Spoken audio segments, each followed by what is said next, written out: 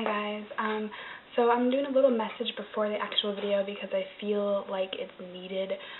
This should go without saying, but a lot of people are not nice on YouTube, and that's something that when you do videos, you're going to get rude comments, you're going to get mean comments, you're going to get people's opinions, and that's fine. But everybody knows that nobody is perfect.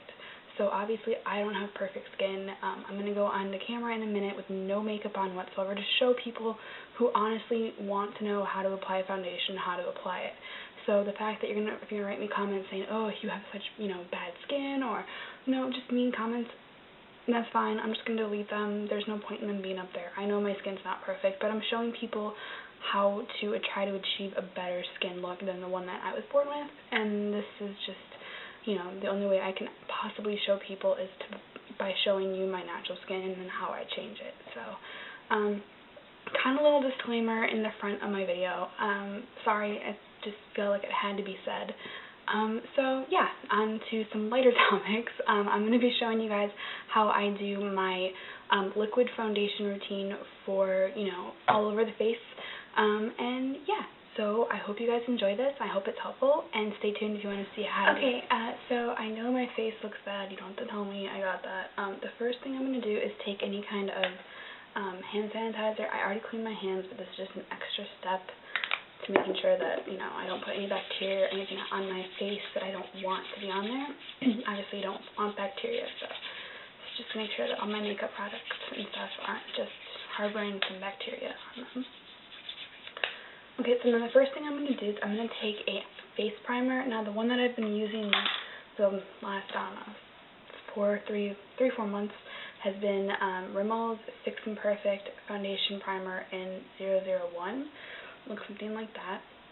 Now, I don't prime the whole entire face. I just prime certain areas.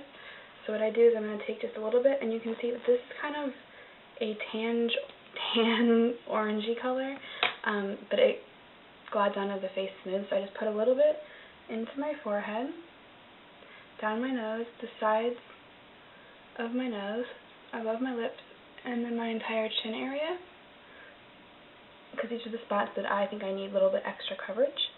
And then I just blend this in, going under the eyes to get my primer in my puffy area, around the nose, around the mouth, and down the chin.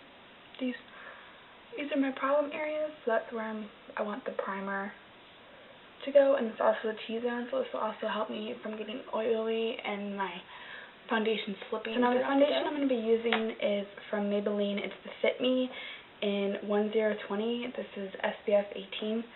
It looks something like this. It's a little bit darker for me, but it is summer, so I do want a shade darker than I'm used to.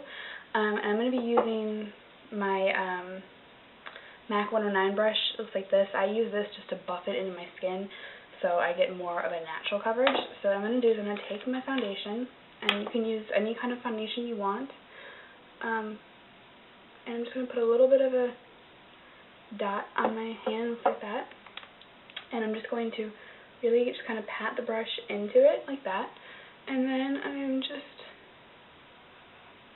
going to kind of swirl on my face at first, just to get the product laid down.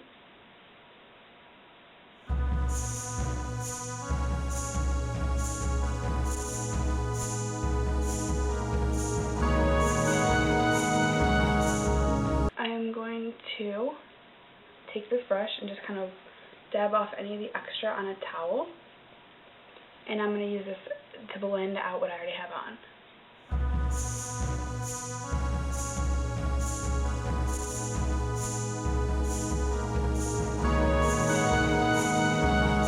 I'm just going over my eyelids like this, just to make sure I have everything blended in. Now, just a side note, when you use the MAC 109 brush for foundation like I am doing, they tend to shed a lot. The 109 brushes in general shed a lot. Any guru will tell you that. So you just got to be extra gentle with them, and also make sure you take care of them very well, because they do like to shed and give you black bristles all over your face. Okay, and now it's time for the concealer. I like to use MAC's NW20 Studio Finish Concealer. Looks like this. You can tell it's almost gone. I have a new pot. And I like to use the Tapered Crease Defining Brush from Bare Escentuals. Looks like this. This is just a nice fluffy brush I can use to get the concealer in there. Any kind of blending brush or your fingers would work. I just like the way this works the best. So I'm going to get this right into my inner corner here and going under my eye like this, getting really close up to the lashes if possible. Then I'm going to take it excuse me, down under into the baggy part, just making small motions with the brush. I don't want to drag the skin of my eye. I'm just trying to be softly applying it. Then I'm also going to take some more product and I'm going to bring this down the side of my nose, around the nostril area where women normally get red, and bringing it outwards like this. So what I'm really doing is I'm making a triangle from here to here to here of all concealer. Then I'm just going to also go ahead and conceal in spots I need to where I have breakouts or scarring or anything like that.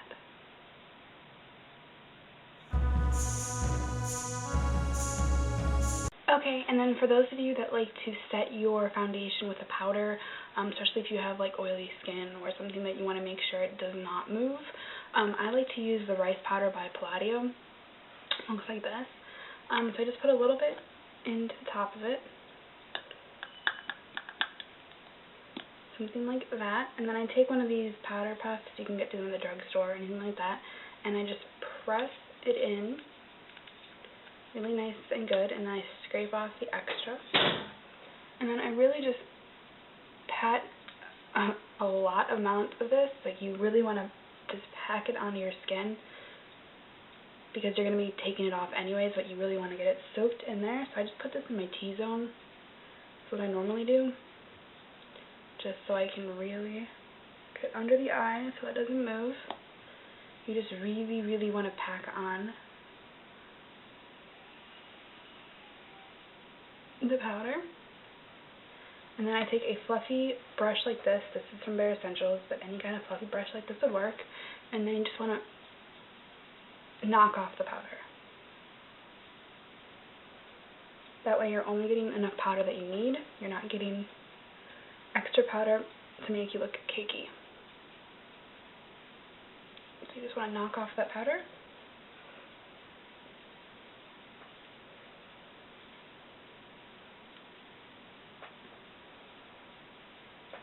Now everything's set in place and you're not going to look cakey because you didn't put too much powder on there. And yeah, so I hope this was helpful, and I have some more foundation routine makeups coming. Like, I have the powder foundation and airbrush foundation, so stay tuned for those two, and I'll be back soon.